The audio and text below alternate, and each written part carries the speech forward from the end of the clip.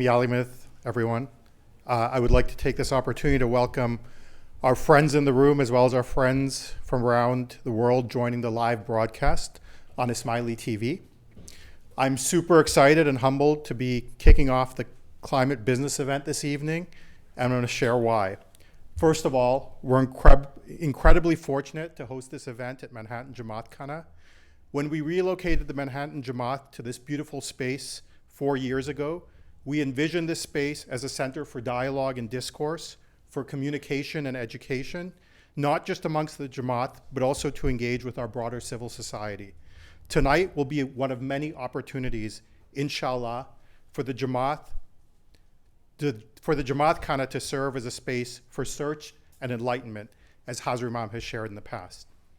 Second, the topic of climate change is one which is at the forefront, not only as Ismailis, but as global citizens.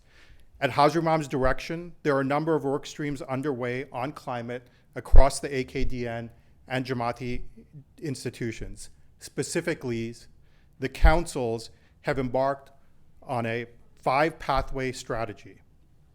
The first is to reduce Scope 1 and Scope 2 carbon emissions to zero by 2030. The second is to improve climate risks adaptation for Jamaati settlement areas. The third is to identify and engage in climate business opportunities, which we will be covering tonight.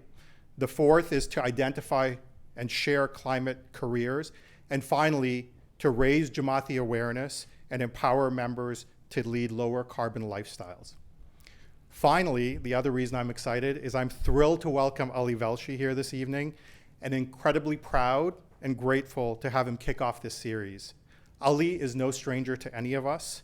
He is an award-winning journalist, host of Velshi, and chief correspondent for MSNBC, and a weekly economics contributor to NPR's Here and Now. He has reported extensively from Ukraine and across Central and Eastern Europe during the Russian invasion. In the US, he has covered the COVID-19 pandemic, the killing of George Floyd, and the protests which followed it in Minneapolis, during which he was shot with a rubber bullet fired by authorities while reporting live. Velshi is known for his immersive on-the-ground reporting and his interactive discussions with small groups, which form part of his ongoing series, Velshi Across America. He hosts the Velshi Band Book Club on MSNBC and the Velshi Band Book Club podcast.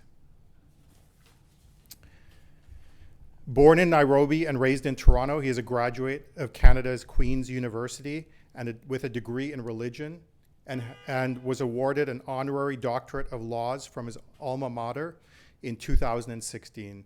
Ali splits his time between New York City and Philadelphia. With that, welcome once again, and to you, Ali. Thank you.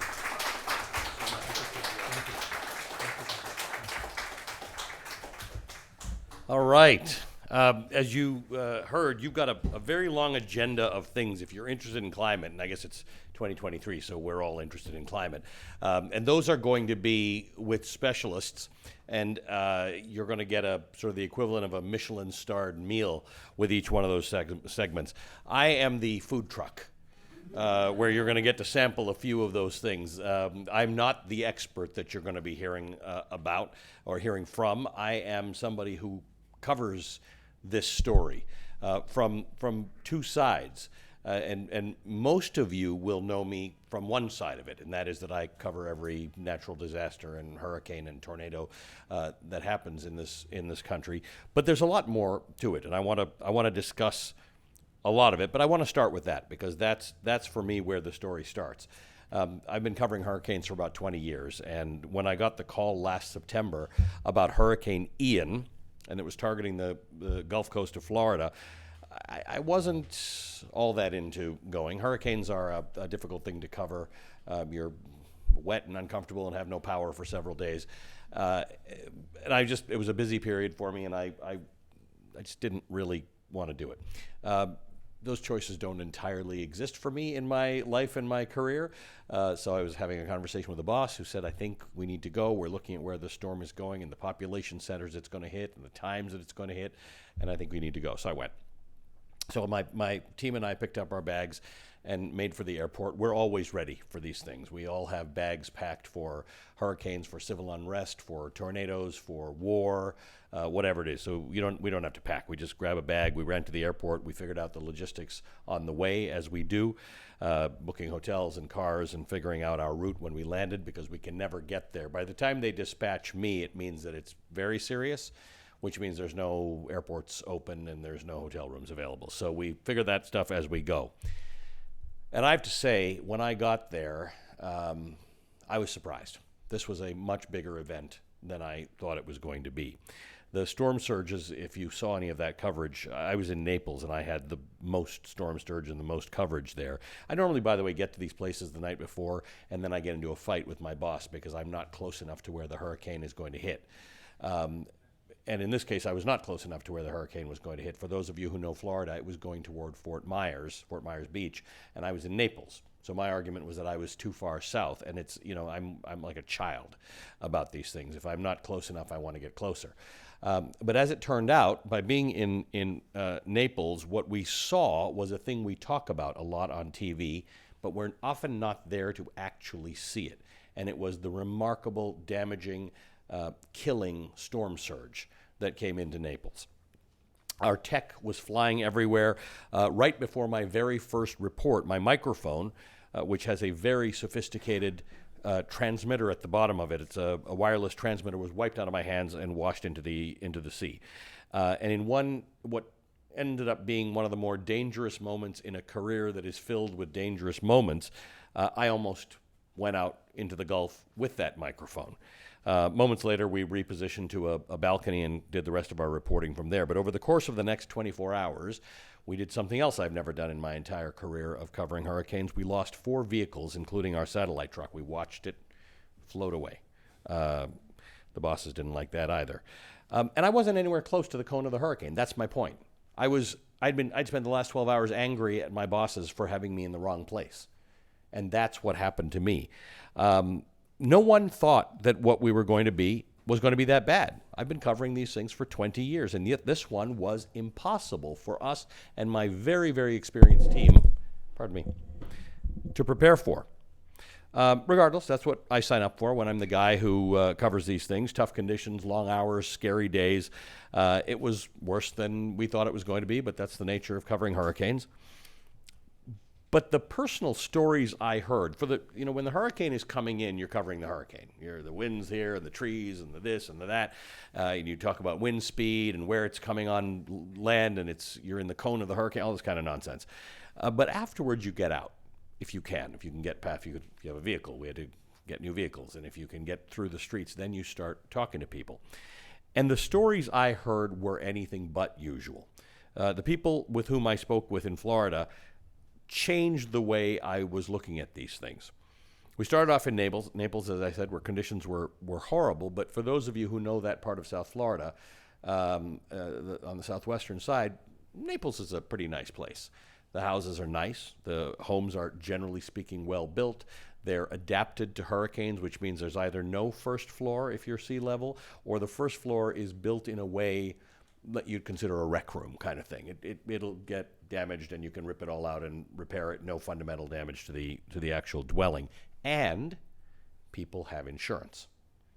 So then I go up obviously the storm had hit Fort Myers very badly. So we headed up to Fort Myers, and my crew and I do what I like to do. I like to head away from the action. So when you go to one of these things, there's sort of like a control center, and there's media and police, and they're all back to back on the same main street where you can see remarkable destruction, and everybody's got the same shot. I tend to like to walk away. So a few of my colleagues and I went to Fort Myers Beach, which is a sort of a sandy inlet, not near the city. And there we stumbled upon a very different scene. There was this little community of shrimp fishermen. They live on their boats. They do not have dwellings. They live on their boats. And by the way, let me tell you, the idea of living on your boat is not what you think. It's not a TV living on your boat. These are shrimp fishing boats. They smell like shrimp. They're wet. They are not sophisticated. These are hardy people. Let me put it that way. Their boats had been damaged and swept away in the storm. All of their belongings were on their boats. These boats are their livelihoods. These boats are their homes.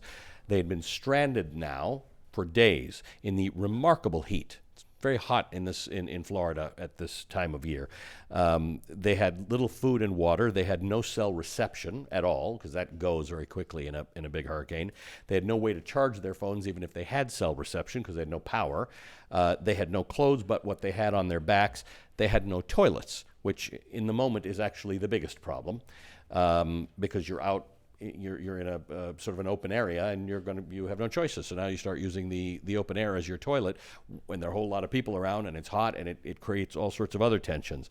And no one had actually come looking for them. They might have been 2 miles off the beaten track, and they didn't have any information. They didn't know that actually 2 miles away they could have registered for FEMA help. Even that would have been a problem, because they would have needed ID and things like that, and they didn't have anything. They literally had what they had with them. So it made me think. I mean, we think of climate refugees a lot, right? These people are a version of climate refugees. Something has happened to them as a result of the climate, and they do not have a place to live anymore. And they don't know what to do about it. And there's no automatic sense of what to do about it. FEMA does a pretty good job, and the states do a good job, but it's not clear what happens to you when you lose your home. I would assume most of you listening to this are well insured. And you have insurance, and at least you call an insurance company. But when your home is gone, and you're sleeping outside, and you don't have a toilet, and by the way, in the end, doesn't matter how much you organize things, you are without insurance. You're not going to have it. It's not coming back. Your livelihood is gone. In fact, when I asked one of these shrimpers, "Are any of your boats insured?" he said, if we manage to sell enough shrimp that we make $20,000 a year, that would be a really great year for us. He said there's no space there for health care or insurance or things like that. So these people are essentially American refugees. They are citizens. They wouldn't have had their passports, because they're probably lost too. But the point is they're citizens. They can live in this country, but with nothing. They are now like a refugee who has come from another country. They have nothing. That's happening in our own country, and it's everywhere. By the way, it happens in Florida it happens in Florida and Texas and Louisiana with hurricanes. It happens in Colorado and California with wildfires and our western states. I'm from Canada. It happens all over Canada. Hurricane Ian, by the way, that one hurricane ended up costing the country $112.9 billion, and 152 people died. Entire coastal communities were swept away, and the reason people don't know that is because you didn't know those communities in the first place. When climate strikes, the things that disappear are the things you didn't even know about. Your homes will not disappear for now. You'll be okay. My point is, none of us are really prepared for what's going to come. And this isn't new for me or for anybody. I've reported on climate since 2005 when I flew down to Louisiana to report on Hurricane Katrina. I was a business reporter back then. I worked for CNN. And when storms hit the Gulf, gas prices would go up. So my boss says, why don't you go down there and figure out, tell our viewers what the relationship is between hurricanes and gas prices. And the relationship, for any of you who are from around there or know about it, is that about 10,000 people work in the Gulf of Mexico every day, oil workers. They work on rigs and platforms. And when a storm comes in, they all have to be evacuated, and they can only be evacuated by helicopter. And the helicopters, depending on the size of them, can take up to 12 people. So imagine you're evacuating 10,000 people at a maximum of 12 people at a time. Some of these rigs have 100, 150 people. They're massive. They're like little cities. They're several stories high. So I arranged to get onto one of these rigs. It's 160 miles off the coast of Texas. Katrina at the time, for those of you who remember it, it was a storm that was going to Florida. And I get on this helicopter in Sugar Land, Texas, one morning, 160 miles out to this rig. And cell phones were not as effective back then. They had them, but if you're on a plane, you weren't going to get cell phone. We land, and Katrina has changed directions. Katrina is now headed for the Gulf Coast. It's headed for Texas and Louisiana. So now this rig that I'm on, what they were going to do for me was a sample evacuation to just show me how it would go. Now we land, and they said, everybody out. And I said, well, can we had very rudimentary equipment at the time for broadcasting from a remote place like that where you didn't need a truck. It was what was equivalent of a laptop. So I begged them, I said, can we not be the first to evacuate? And he said, you have to be the first to evacuate. You're as low as non-essential personnel get. All non-essential personnel get off while the rest of us tighten this thing up so that nothing happens to it. I begged them, and they let me stay. So we were on TV. It was Wolf Blitzer's show. It just started. It was Situation Room, and we were just showing helicopters loading people and taking them off, loading people coming. And these helicopters would just fly in one after another. There'd be one hovering, come down on the deck, load 12 people on, go, another one comes in and goes. That rig ended up many miles off its mooring. These rigs are like I said, they're like little cities. I mean, they're massive things, gone, blown by Hurricane Katrina. So in that moment, I became a hurricane reporter. I became a hurricane reporter because I was a business reporter, but that's the moment at which it's like, okay, now I'm in it. I report on hurricanes. And as a journalist, reporting on climate has been a top priority for me ever since. In fact, my show, Velshi, is considered one of the best shows for climate reporting. We cover it, I would argue, almost more than anybody else, maybe more than anybody else. My colleague at MSNBC, Chris Hayes, covers climate a great deal as well. And Chris and I are both people who cover them from climate events. If we're at a fire, if we're at a hurricane. And that used to be so offensive to people. Why don't we worry about these people, these poor communities, the people who have lost their lives? This is not the moment to bring up climate. It's the same thing they tell me when I go to mass shootings, by the way. This is not the time to talk about gun control. Whatever. The reporting on Hurricane Ian, the bad news is I lost 4 vehicles, which I've never done in my career, and my bosses are not pleased about that. The good news is we won several awards. We won a Society of Professional Journalists award. We won a National Headliner award. I think we're up for an Emmy on this one. But we don't do it for this. We don't do it for the awards. We try not to lose our cars. We do it because it matters. My focus on climate has shown me firsthand how communities and people are affected by climate change. And in my research, I've also learned the massive global threat of this crisis. This summer, we have experienced more extreme weather around the globe, rain, heat, smoke, fires, floods, and more than at any other time in known history. Florida's ocean temperature reached 101 degrees Fahrenheit, devastating. By the way, it's not just that it's warm, it kills coral reefs. It supercharges tropical storms. Hurricane Lee, that's hanging around off the coast right now, it's a Category 5 storm right now. We're not sure where it'll go. It may entirely miss the coast, but if you're around here, this part of the country for the next few days, you're going to get a lot of rain. It went from a 1 to a 5 in record times. Does anybody know why that happens? What's the number one reason? Heat. The heat of the ocean. We have never seen that happen in history. There's lots of them. Lots of these storms are going from 1s to 5s because of the heat. So if a storm is particularly slow and it churns over the ocean and the heat comes on, it gathers more and more and more strength. And that's what's happening with Lee. So Lee may miss land entirely. It may hit us. And if it hits us, it could hit as a Category 5 within the next 3 or 4 days. Think about that. In central Spain last week, 3 people died. They're still missing from flooding, torrential flooding in the streets of Madrid and Toledo. Trains, subways, roads shut down as hail pummeled Toledo and Madrid. Rainfall was recorded at a rate of 90 liters per square meter. I mean, that's unbelievable rainfall. Wildfires in Canada, where I'm from, have burned more acreage than in any other year on record. 59,000 square miles so far and burning. Canada just put out a report last week that this is not going to abate anytime soon. 200,000 Canadians have had to evacuate. 2 major towns have evacuated. Entire cities.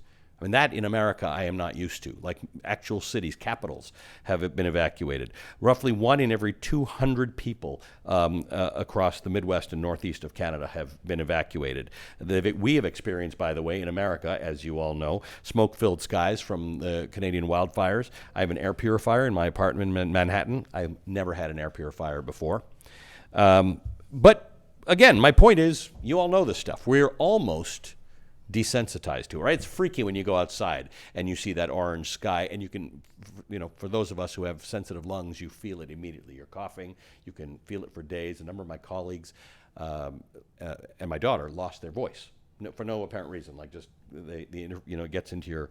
And as a reporter who's covered fires, I have to warn you, once that stuff starts happening, it's with you for a long time. So if you are compromised in terms of your breathing, this is a very, very serious issue. We have to remember, though, that these things come together in a pattern. None of them are isolated. None of it is isolated. The fires, the floods, the hurricanes, the tornadoes, the typhoons, they're not independent things. The air is warmer, the jet streams are changing, the water is warmer. That's all you have to know. These are the basic ingredients of weather on Earth, and they're coming together.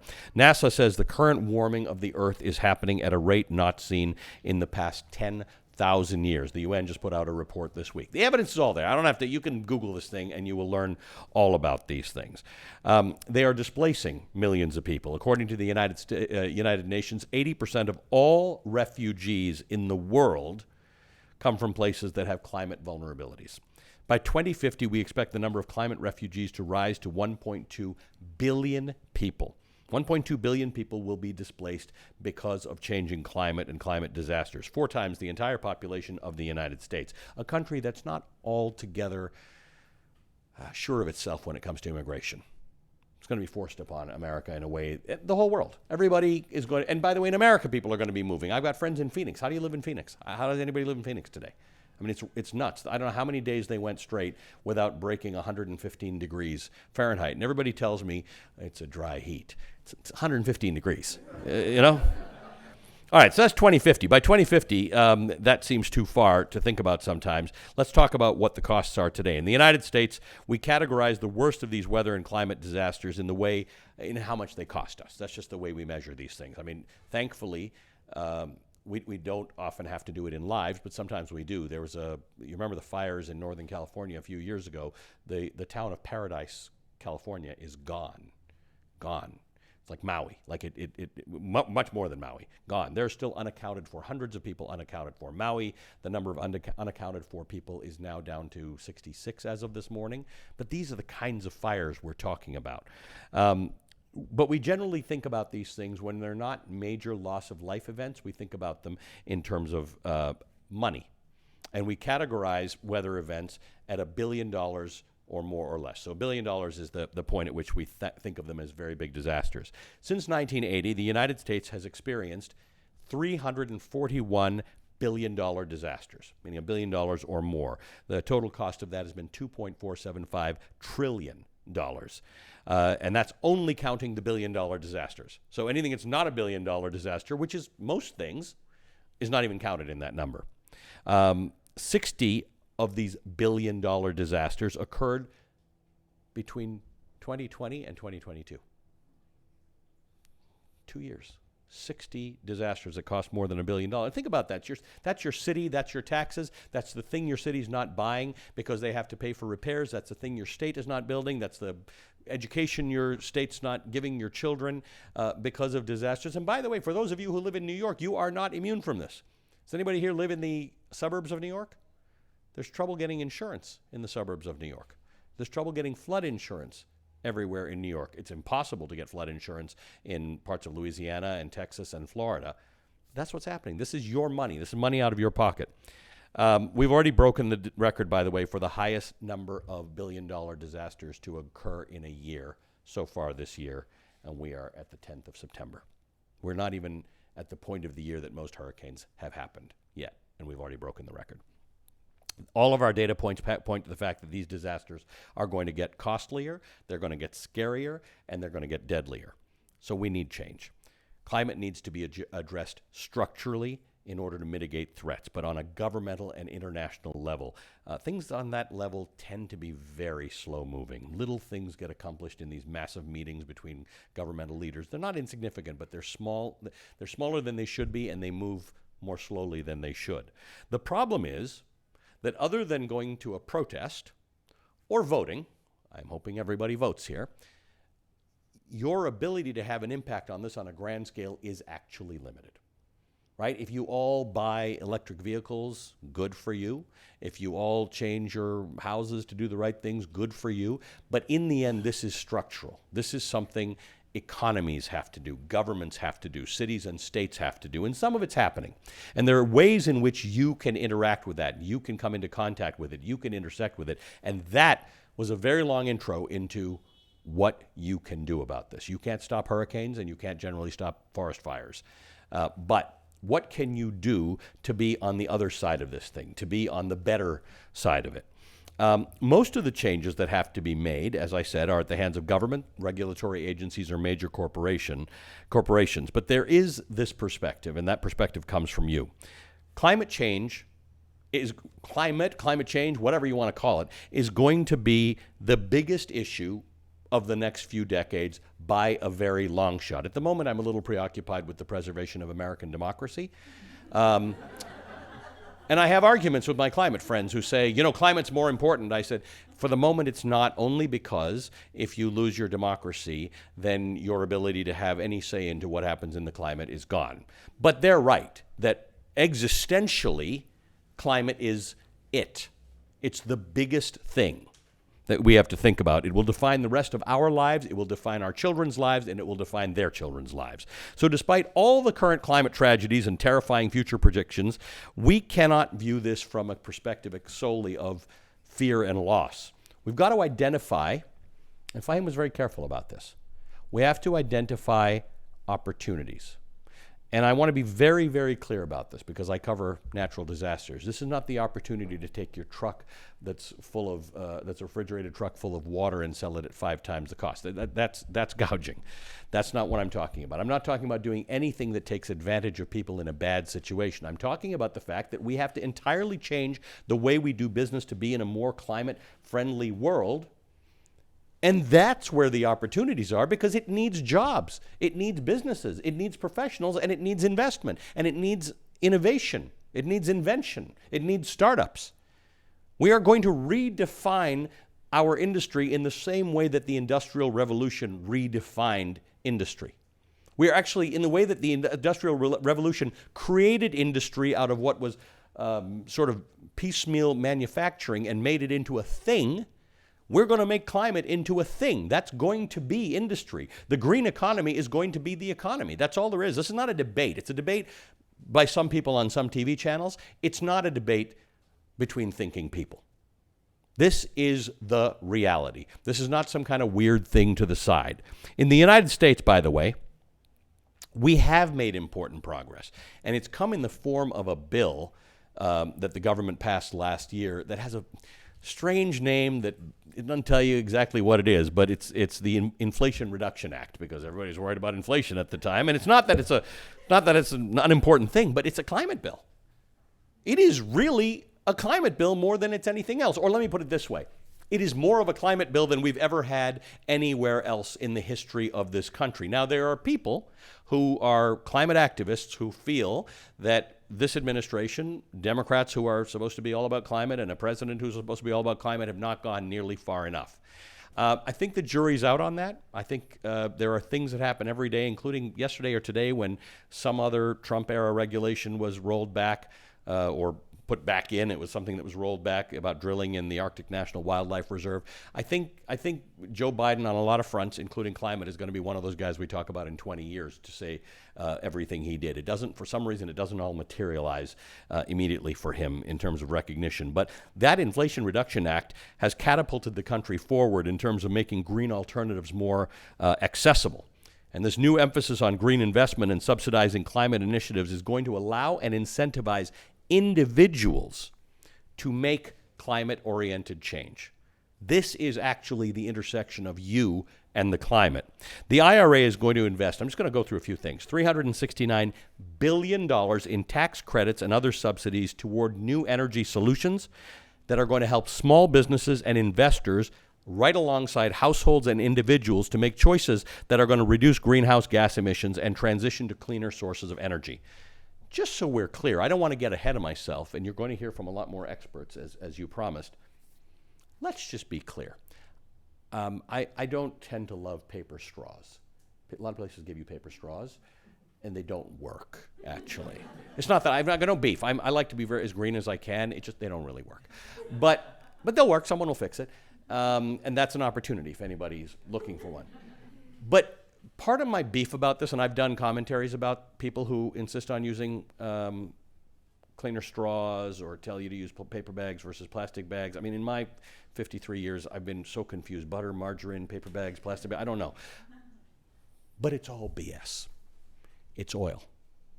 It's oil, and it's oil.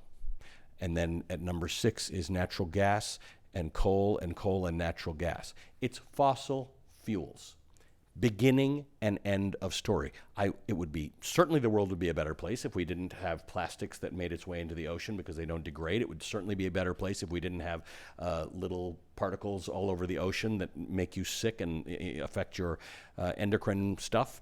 It would be fantastic if we used paper straws instead of plastic straws. I get it. It's all real, but do not fool yourself into thinking you are changing anything by using a plastic straw. The earth is on fire. And until you stop using carbon-based fuels, or until we change carbon-based fuels in a way that makes them not emit the things that they do, this problem will not be solved. And it's not going to happen in the northeast of the United States. It's going to happen because we're all in it, and we're leading the world, and India does it, and China does it, and it has to happen. And that's why America has to be a leader on this front. The IRA is going to incentivize energy efficient homes. So here's a starting point for everybody. You don't have to do anything. HVAC systems. Now, I tried this in my house in Philadelphia a few years ago. It's a big house that needs a lot of different units. I don't understand how any of this stuff works. And we called contractors to say, how do we make this more green? And they're like, no, I got this. This is the best unit in the industry. We're going to use this. There was no discussion. That person was not prepared to engage in that discussion. He says, you can try other systems, but this is the one I know. I've been installing this for 50 years, and this is the one. We're from Philadelphia, so it's a little bit of that Delaware accent. This is the one that you have to use, and there was just not going to be. And I'm saying, how about geothermal, and what about solar? There seems to be a lot of sun around here. No discussion to be entertained. The contractor of the future is not going to be like that. If you know a contractor, then that's what you do. You're the one who's going to say, I'm going to put in a new system in your house. It's going to save you money, and this is how much it's going to save you over the next 20 years. Because generally, if you put a heating or an HVAC system in your house, you want it to work 20 or 30 years, right? Or a roof, or whatever. I'm going to replace your roof, and I'm going to put in 5 solar panels. And I'm going to say, it's not all that sunny over here. Yeah, but you know what? The 5 solar panels will generate this many kilowatt hours over the course of a year. People are not having that discussion. IRA is going to have them have that discussion. It'll lead to a bump in demand for small businesses who provide access to energy efficient services and options. Good luck finding that. It's just not all that. It's not out there. It's not what contractors advertise that they do. It's not what builders advertise that they do. It's not what architects advertise that they do. Now it's going to be. The act creates an average of 912,000 jobs a year for a decade. 912,000 jobs. They are not all climate jobs. There are 900,000 jobs. So you take that over a decade, that's 9 million jobs over a decade. Of the 9 million jobs this act will create, 8 million are climate jobs. Now, when I say climate jobs, what's a climate job? I don't know. If you are replacing roofs, if you are putting solar panels in, if you are retrofitting people's houses with better windows and better things like that. My point, so I don't know if they're all 100% climate jobs, but there are jobs that are driven by a climate industry. Think about that. 1 million jobs, 8 million jobs in the next 10 years tied to climate. So if you're mid-career or early career or you have kids, there's just no reason to not think about this. If your kid's a pharmacist or an accountant or a journalist, there's no reason not to ask them, or if any young people are watching this right here, there's no reason to think yourself, I want to be a social worker. Is there a green component to that? Is there something I should be thinking about? The answer may be no, but maybe yes. I mean, I'll run through a few options with you. Before I get there, though, I want to tell you, the IRA also mobilizes large-scale private capital, but it provides individuals and business owners with lots of avenues to make some individual choices that'll get you some tax credits.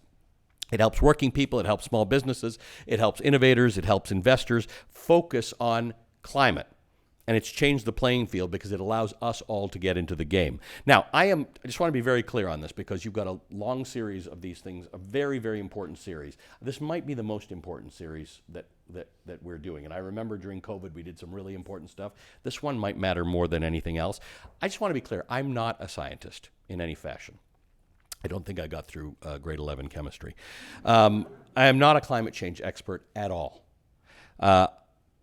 But we have to take an urgent lesson here about what we all have to do. I am, for instance, a climate reporter, right? So I've actually adapted my my work. I started as a business and economics reporter, and I'm still the guy who goes to wars, and I'm still the guy who goes to all the civil unrest, but I'm also the climate guy.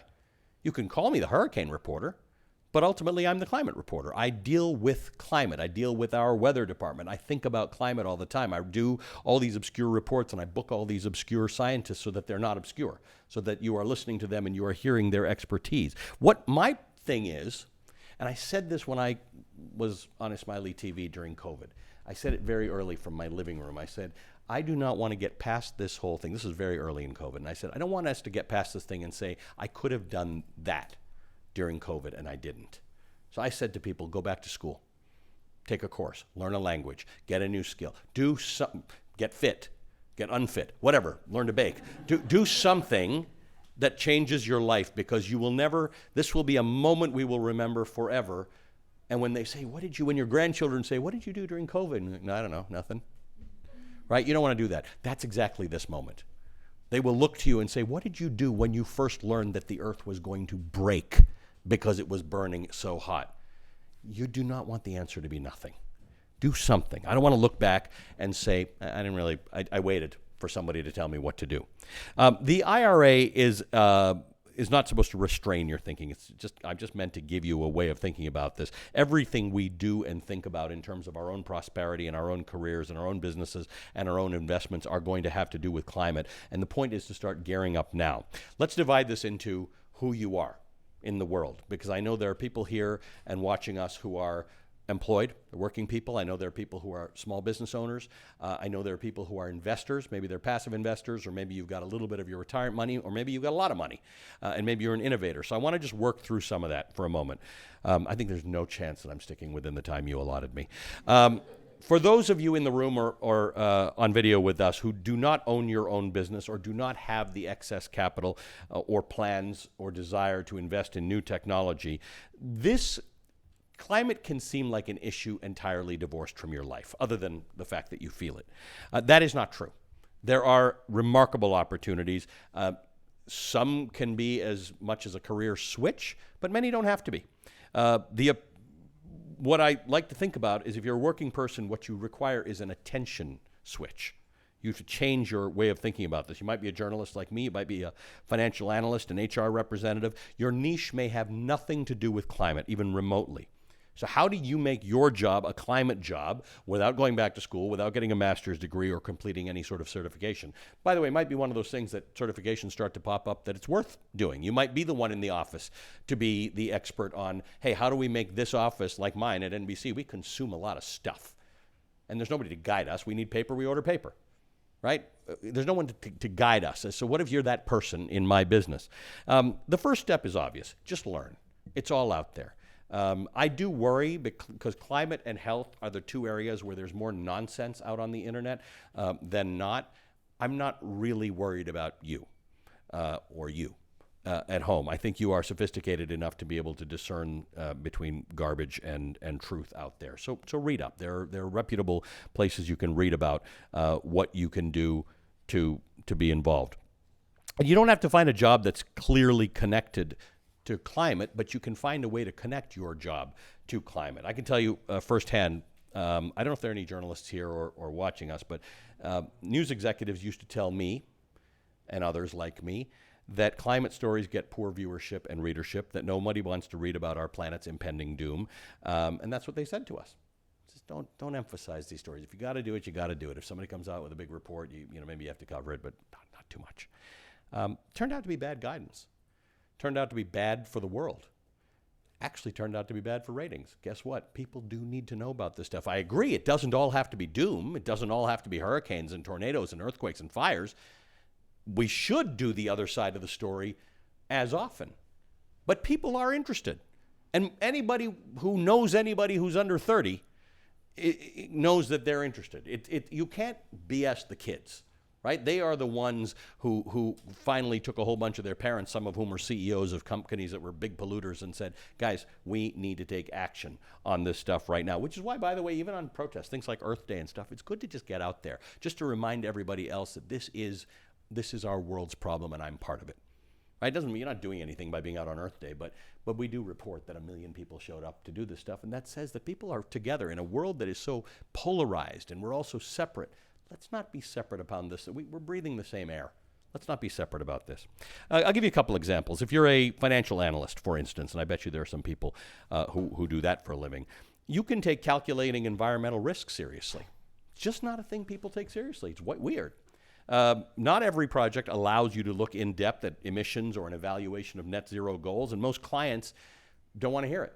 My house contractor for the heating didn't want to hear that I wanted to, like, he just want to hear it. It's like, you don't know what you're talking about. I know how to give you a heating system, enough. But you can start to bring that into the conversation. You can start to present that as alternatives to your clients. Have you thought about, if you do this as part of your growth plan, if you incorporate a net zero thing? And a lot of companies will say, what's net zero got to do with me? We're a company that does X. We offer accounting services or business services. What's it got to do with us? It's got to do with everything. It's got to do with decisions about how much you fly people around the world. It's got decisions about how many cars you rent when you go to an event. But it could be your procurement, your supply chain. Companies are going to need to do this either for commercial or regulatory reasons pretty soon.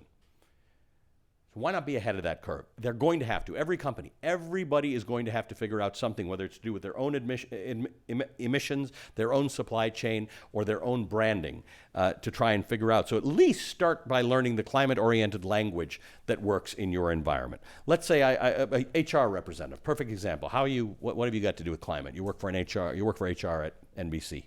What do you got to do with climate? Well, in HR, you got a bird's eye view of the company. You know who works there. You know what they want.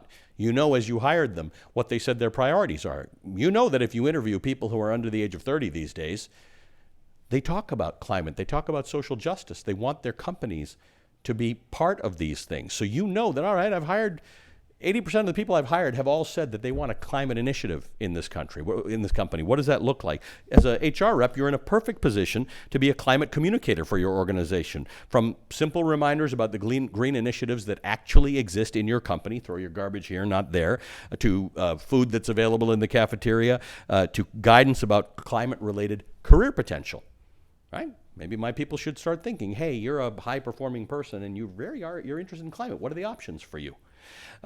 You can integrate climate and sustainability metrics into both job descriptions and job evaluations and job reviews, so people start to think they measure me on whether I'm attuned to what's going on in the world. That's the kind of thing that actively generates change amongst workers. These are just career paths that exist. I can literally find examples in any job that you hold. In every job, angling your work toward climate simply is a matter of learning what's going on locally, globally, nationally, through trade organizations, conferences that you attend, and communicating it. There are organizations out there that are doing that. They are looking at preparing working purple people for climate-focused careers, because purple's sort of fallen out of fashion with green. There's the Drawdown, there's the National Resource Defense Council. They have guidance specifically tailored for companies and buildings and businesses. So you can become a climate leader in your organization. This is the moment at which that sort of thing pays off, right? Two people up for the same job, and one has developed a reputation in the company or outside the company as a climate leader. In my opinion, climate leadership starts to go on your resume. No one needs on their resume that they know how to use Microsoft Office. How many of you have that? Take it off. It doesn't matter. Like, everybody assumes you know how to use a computer now. But now you have a space. That's where climate leadership goes, right? You put in, people won't know it. They'll see a resume. They haven't seen climate leadership. What if it's its own category? You got hobbies, and you got this, and you got that, and you got climate leadership. I would stop. That would make me say something if I saw a candidate who said climate leadership. I've taken this course, I've done this. In my last company, this is what I did. They didn't have a program for this, and I started it out. So think about things like that, wherever you are in the working world. Let's talk about small business owners, because I know we've got some of them in the audience tonight. You've got a twofold interest in climate opportunities. One is attracting customers, and the other, in a sub 4% unemployment world, is attracting workers. If you are not on the right side of this equation, I'm speaking from experience. All right, NBC News is the oldest name in journalism in this country. We are the biggest. We have the most opportunities. We endlessly need people. But if they don't think we're on the right side of things, they'll take a job for $5,000 less somewhere else. We have got to be on the right side of the issues that our employees want us to be on. When you look at all the stuff that's going on in corporate America right now, all of the social justice dilemma type of stuff, you probably all followed this Bud Light. They had somebody who was one of their endorsers who was upset, a right-wing base and all of that kind of stuff. I mean, the problem these companies have, the problem Disney has, the problem that United Airlines has is the workers want these companies to take positions on these major issues. And if the companies, you might say, why would Budweiser do that? Because Budweiser needs employees. They need workers. They're competing with everybody for workers. This country, as I reminded you, is not as big on immigrants as we like to hope it is. There aren't enough people. So this is a world in which somebody wants to come and work for your company. They want your company to have certain priorities or present them with opportunities.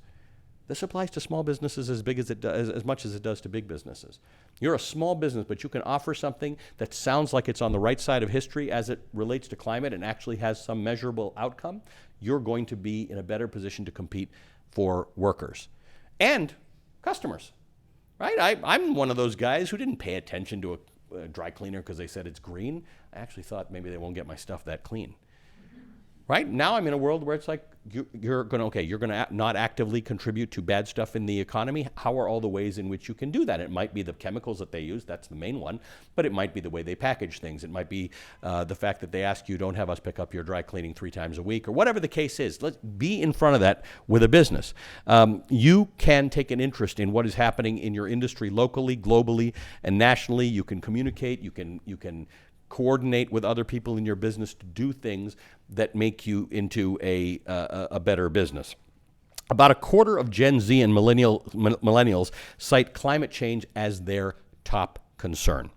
Almost half of them are not only putting pressure on their employees to act, but on their employers to act. They are ready to leave their jobs if the companies that they work for do not align with their climate values. Okay, that's something to think about. Gen Zs and millennials want their workplaces to invest in visible environmental action, which spans from banning single-use plastic products at work to offer. You should do the right thing. I'm just saying. Stop burning coal. To offering sustainability-oriented employee benefits like electric car subsidies, parking spots at work for electric cars, chargers for electric cars at work, incentives to use public transit as opposed to driving to work, and switching to social impact suppliers, pension providers, and 401k providers. That's an easy one. If you're a small business has a 401k, you can make that choice. You can tell your employees that either our provider is oriented toward climate-oriented things, or you will always have a choice in your 401k to be able to make that invests in climate-oriented or social justice types of things. Consumers care about sustainability. So nearly a quarter of consumers say that they would switch from buying products from organizations that share their values on environmental issues. So again, if you're a business, you got this coming and going. Your workers and your employees need this to happen. There's zero reason to not lean into it completely. Even if losing customers and employees doesn't seem like a realistic issue now, consider industry catch-up.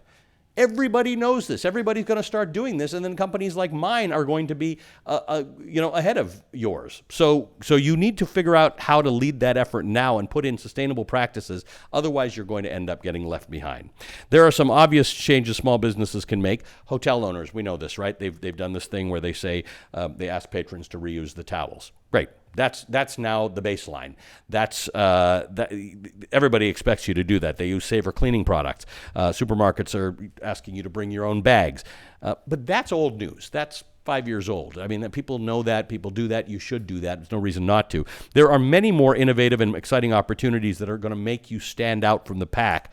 There are lots of. This is where these industry conferences are learning. You've got to put in green initiatives in your trade organization so that people can learn about it. Paper goods businesses are looking toward getting into the ink refilling business. Retail companies are considering buyback recycling programs. This is a big one, right? You go to buy something and they'll tell you, do you have one to trade in? Or here's how we'll trade it in. Or here's how we'll send you a box to make sure you don't throw this in the garbage. This is a big one with ink and printers and things like that. Landscapers are thinking about alternatives to monoculture lawns, which are an important thing. So you're starting to see these things. You as consumers will make choices because you'll start to think about this business owner is thinking about it differently and it aligns with your values.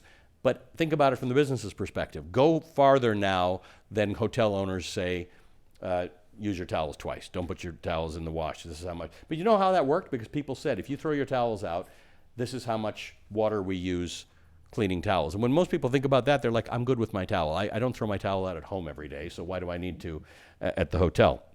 There are changes that small businesses can make regardless of their industry, by the way. The Inflation Reduction Act helps small businesses receive 30% tax credits for switching to solar power.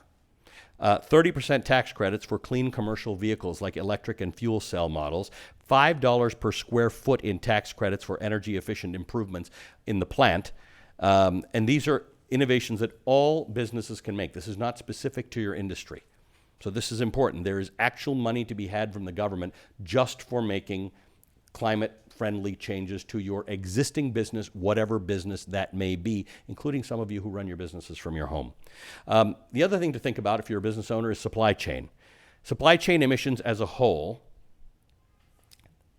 I knew most of these things, but I looked up a few things that really surprised me. Supply chain emissions are more than 10 times as high as operational emissions for a business. We burn more energy moving stuff around than we do running the business.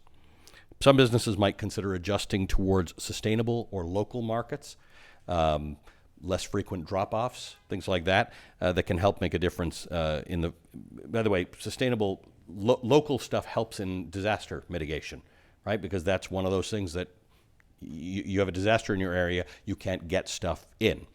Start switching to local providers, and you may be able to. You can also make changes that will help your employees improve their personal sustainability, which involve remote work. I don't know those of you who read Adam Grant, but he's really sort of the best mind on this at University of Pennsylvania, and he said, there's no net loss to anybody for remote work. I mean, companies are still banging their heads to try and get people to come back into the office. It didn't hurt most people. It gave people better lives. It saved. You remember those first days of COVID, the LA and all these cities in the world, you could see the sky for the first time. I mean, that's real. Environmental people told me, by the way, don't get too excited about that because we want people to actually develop lives in which they can move around and go to work and not pollute the world. We'd rather have a lot of people in clean cars than have nobody in cars. It's not sustainable to shut the entire world down and say, see how clean it is. But it was a good experiment, right? To say, wow, that's how much of a mess we make on a daily basis. So these are things that you need to think about if you're in business. Okay, if you're an investor. How bad is this going? Okay. For those of you with money to invest, either as your principal undertaking or as your as a side gig, figuring out how to get involved in climate opportunities is actually simpler because you just invest in companies that have technologies that are good and that will last. There's a lot of guidance out there. This is outside of my realm of expertise to start giving you a lot of specifics, but there's a lot of people out there who are using capital to make smart opportunities and smart decisions that take advantage of climate change. There's a theory, it's called responsible innovation. It was coined by a venture capital Hemant Taneja. Responsible innovation is the idea that venture capitalists should focus not just on traditional business mantras of growth and shareholder value, but on good. Right? This is not just about climate, but it's the idea that good should be a constituent. The earth should be a constituent. Your community should be a constituent. I think it's worth studying responsible innovation just to understand it. If you are interested in theories by people of Indian origin, avoid Vivek Ramaswamy. He claims that the climate agenda is a hoax. I mean, there are a lot of good reasons to avoid Vivek Ramaswamy, but on this particular topic, I'm not talking politics. I'm just saying his views of climate are more dangerous than anybody else who's running for office right now. To be clear, for investors, this is not a matter of doing good for the sake of doing good. That's not the point here. The point is, as we've seen in all other areas of ESG investing, generally speaking, if your investment committees and your investment boards and your companies are oriented toward being safer, being healthier, being better citizens of the world, being cleaner, they might just be running better companies. And that's borne out, like it's a fact, that people who pay this extra attention to being better citizens of the world are better places to invest. It does drive financial growth because consumers like it. Given trends in consumer views of business, only the technologies and organizations that have positive impacts on society are going to survive and grow long term. Financial and social returns are, we have to realize, inevitably linked. So investing in climate-forward businesses is a smart thing to do. Every industry is going to have a climate opportunity, but there are 6 sectors I want you to think about if you're an investor to a carbon-free future. Energy, industry, agriculture and food, nature-based solutions, transportation, which is obvious, and business and cities. That's 1. I'm going to give you a very light touch here because these are all things that you could write a PhD thesis on. But when it comes to energy, this is the simplest one. Invest in companies that have made shift to renewables a priority. This one is easy to figure out. Only thing I caution people about, as an individual amateur investor, don't get too far out before you know what's going on, because everybody's got something to sell. There's snake oil salesmen all over the place. There are tried and true technologies that are out there that you can invest in. Everybody's got an idea. Some of them are actually going to be brilliant ideas, but if you're not a professional investor, be careful about some of it. For industry, keep your eye. This is a very interesting one. One of the worst things for climate, I'm actually wrong. I've been telling you that it's fossil fuels. There's one fuel that's more serious than all of the ones I've mentioned. It's the most polluting thing that we do in America. Anybody know any Texans here? Methane. Methane leaks, which nobody reports about, it's really one of the most unspoken drivers of climate change. It's a byproduct of the rest of the chemicals we get out of the ground. Companies in the energy field who are actively trying to deal with methane leaks are going to be long-term leaders. Methane, by the way, is a big polluter in general. It's just that we associate the more interesting stories is when people tell you that it comes from cows farting, which is not untrue, but actually industrial methane is a much, much more serious problem than cows. Cows are remarkably an unhealthy way to eat for a green environment, but that's a topic for another conversation.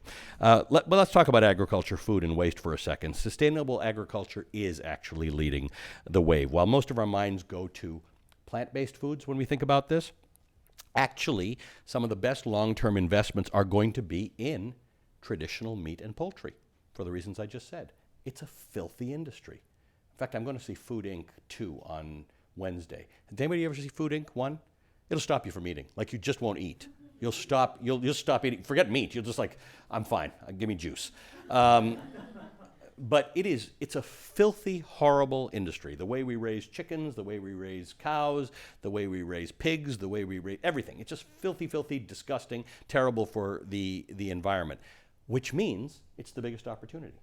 If they clean it up, and if you start to support, you only buy your meat and your poultry from places that have better practices, which, by the way, are kinder to the animals. But it's not just that. This is just a disgusting industry all around. That is going to be something. A company that decides to do that is a company to invest in. Nature-based solutions refers to organizations that invest in land, freshwater, and marine ecosystems. Companies that focus on water treatment and ocean conservation are growing, and there's no stopping them. When the ocean is boiling at 101 degrees, ocean preservation. Remember, the most important protein in the world, the most abundant protein in the world is fish. If the oceans start killing the fish, we're going to have a famine situation on our hands. Aside from electric vehicles, transportation, there are myriad ways you can invest in green transportation. By the way, I think electric vehicles are a really good thing. My argument that they don't move the needle as much is not entirely true. They do, but it's something my daughter would call virtue signaling. That you're signaling that you are green more than you actually are. But at this moment in time, I actually think virtue signaling is not a terrible idea, right? It's not. It just may not be a bad. I mean, I'll give you a perfect example. Davos, right? It's the gathering of the top 1% of the top 1%. There's nothing that they can do to make themselves not look like jerks. But there's no non-green cars allowed in Davos during the World Economic Forum. It's just it's virtue signaling. It's like, oh, we're the worst people in the world, but no gasoline here, no diesel. You know, the point is it does send a message because they have these fancy cars that everybody drives around and they feel as luxurious and they look as nice and there's no gas in them, right? So the point is when your neighbors start to see you seem quite happy to have an electric car, you seem quite happy to have a hybrid car, and you get along with life, it's not a bad thing. Americans are, I think, 5% of the world's population, maybe a little less than 5% of the world's population. We use 25% of the world's oil to move things around. Because we ship things. They arrive in LA and then they get to your Costco in New Jersey, right? Maybe we just don't have to do that. Or maybe we can do it with electric vehicles or better ways of doing things. So look for opportunities in transit. This is a big one. In transit infrastructure, this is a big one because transit infrastructure is subsidized by cities and states. So companies that get contracts with cities and states to put in electric buses or hybrid buses or whatever the case is, those are opportunities. Think about that if you're looking to invest. It's huge because it's supported by the federal government and the state government and local governments. Buildings and cities, this one's last. Keep an eye on upcoming developments. Think about this. Over half of the urban structures that we need to accommodate our growing population in the United States has not been built. This is like China or India. Like, it's wild. You would never guess that, right? If somebody says, okay, we're growing at a certain rate, how much, as a percentage, how much more stuff do we need to accommodate everybody who's going to be in this country, the number of people we need to work? You wouldn't say half. You might say 10% or something like that. We are half as far as we need to be in terms of building infrastructure. So think about that. That's an opportunity. There are risk-averse ways to invest in climate, by the way, if you're not interested in figuring out whether companies are risky. There's green bonds, there's ESG funds, there are sustainable index funds. Study that, speak to a financial advisor about that, but there are ways of doing that. Decades ago, nobody wanted to do this stuff, right? They didn't want to get involved in solar. It's too expensive. They didn't want to get in wind. It's too expensive, and the wind doesn't always blow, and solar, the sun doesn't always shine. It was an excuse for everything. But it's kind of like Moore's Law. Prices came down, people started using them, and now it's profitable. Now the cost of solar and wind is lower than the cost of coal-produced or natural gas-produced energy. So think about this stuff. It will all change. When people give you reasons why not to invest in climate-forward investments, because it's too much money and it's not used, and forget it. It's all going to change. This is going to be the dominant force in our investing, in our working lives, and our business over the next few decades. I know this may sound risky or nebulous, but investing in climate opportunities do have long-term success. When solar panels were invented in the 1950s, they didn't get any attention. The 1970s, they were around, by the way. They were a fringe idea. They were relegated to research labs. They are now the cheapest source of producing electricity in the United States. Lithium-ion batteries. The cost of lithium-ion batteries has declined by 97% in the last 37 years. The price of solar energy has dropped 89% in the last 13 years. In many countries, installing wind or solar is far less expensive than installing a grid to run fossil fuel. Our problem in this country is we've got a lot of fossil fuel plants. Nobody knows what to do with them. They're there, so we're just going to keep on using them. Renewables have become a key player in the energy industry very, very quickly because of government interventions. Let's talk about solar panels. Basically, the research was here in the United States for solar panels. Japan developed the applications for it. Tariffs and incentives came from Germany. Germany is usually ahead of the world in terms of incentives for green energy. So Germany incentivized it. Production was scaled up in China, and now we have it. Now solar is cheap and inexpensive. The U.S., it's a political question here, the U.S. gave up some opportunities to China in doing so, but the point is it's now very cheap. Solar private investment was very small until the early 2000s. Then it saw a massive boom in 2005 with something called the Energy Policy Act, and now it's mainstream. But it's a little late for people to be getting involved in it. That's the point. There are things that are happening now. We want you to think about it. Austin, Texas. Here's a perfect example of how to think about these things. Austin, Texas, 23 years ago, few governments were discussing sustainable energy. Austin was, and it is now today, one of the best examples of long-term profitable green investment. In the year 2000, Austin City Council voted to approve a green building policy resolution. It mandated LEED certification for all city buildings that were yet to be built. That was one of the first cities in the United States to do so. In the next few years, more green policies followed that. In 2001, Austin Energy developed a new renewable energy program. In 2004, they launched a solar energy rebate program. In 2011, they brought electric vehicle charging stations to the city, put them all over the city. Innovation then follows. Austin is associated with innovation. Right? People wanted to be there. Young people wanted to be there. They wanted to live in this green city of the future. By 2010, or since 2010, so it took about 10 years to get this infrastructure in. Since 2010, Austin's GDP has doubled. Its population has grown by 36%. Green job growth was equaled over 19,500 net jobs in that period from 2010 to 2019, and it's expected to increase exponentially over the next 10 years. As of 2017, Austin has disproportionately high levels of LEED buildings, bike lanes, farmers markets for people as options for people to shop, and electric car plug-ins. So this is something to think about it. Organic farming. 1989, organic food industry in the United States was valued at $1.25 billion. 1990, policy changes and government funding came to the organic industry. Between 1990 and 2001, they were put into place. Organic food sales went from $1.25 billion in 1989 to $10 billion in 2001. In 2022, went from $10 billion in 2001 to $61.7 billion in 2022, and the market for organic products overall will be worth more than $95 billion well before the end of this decade, 2027, 5 years from now. Organic farms, here's the interesting part, like solar, organic farms have higher production costs than conventional farms. We know that, right? We know from if you buy organic food, it's more expensive. But once investors, farmers, and grocers realized that organic food was both necessary to protect our environment, attitudes changed. It's also necessary because customers now are asking for more about it. Remember, we're at 4% unemployment. Wages are going up in America. People are being able to make choices to buy the organic vegetables that they want because poor people don't think that their kids should get cancer, because rich people can buy organic lettuce. Economic returns are following. The price will come down. Everybody will move to these things. It's like solar. The price will come down. Organic produce is still a more expensive option for consumers, but the difference in production costs are nowhere near where they were in 1989. Organic farming methods will continue to become larger and more efficient, and it will gain in market share. So that's kind of those are my examples. For those of you who are working, think about the ways in which you turn your jobs into climate jobs. For those of you who have small businesses, you have a pathway to climate opportunity because your consumers and your employees are all beginning to care about climate and your role in it.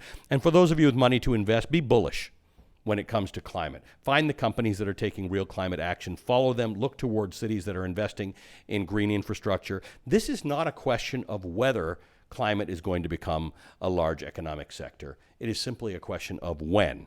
So I implore you all, those of you listening from elsewhere and in the room with me, I implore you all to take this very seriously, not just because we all depend on it. There is opportunity here for all of us. And if we're willing to learn and to engage and to act, most of us already take an active interest in climate. So this world is changing. We're in it. Let's change with it. Thank you.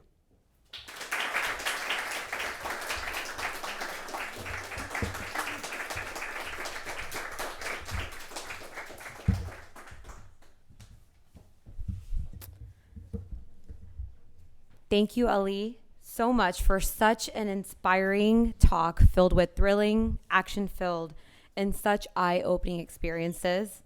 What an incredible perspective and truth on our climate and world. And I'd like to ask our audience today to applaud Ali once again for sharing his expertise and being here today.